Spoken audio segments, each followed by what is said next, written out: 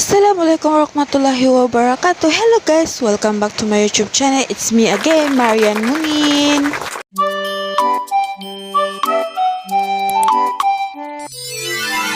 So for this vlog, I want to make a ginatang bilo with durian. So kung ikaw hindi pa nakasubscribe sa YouTube channel ko, so mag-subscribe na kayo and click nyo po ang notification bell para updated po kayo sa mga bago kong video. Tara, luto na tayo. Samahan nyo ako lutuin ang ginatang bilo with durian, my special. So ito ang mga ingredients niya. May flour, water, coconut milk, sugar, and sago. Syempre, may durian din. Yun ang importante. Siya ang special dito. Tulad niya, special siya. Charot!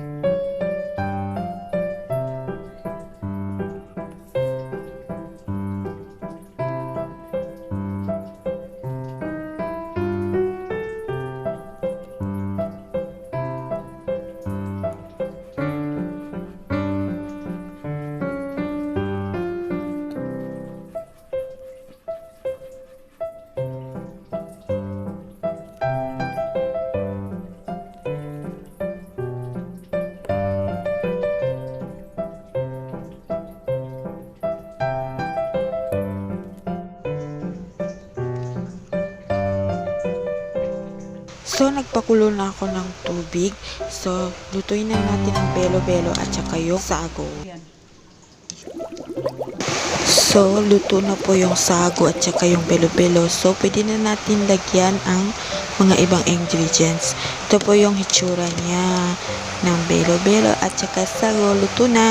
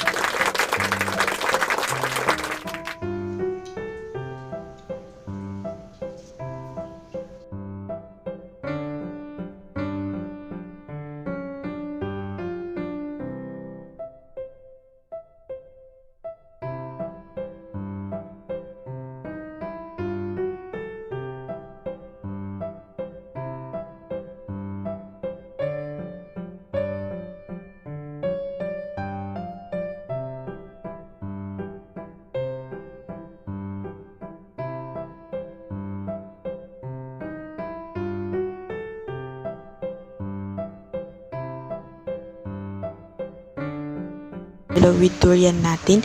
Sana na-enjoy po kayo sa video nito at may natutunan po kayong bagong recipe at sana subukan nyo po sa bahay nyo.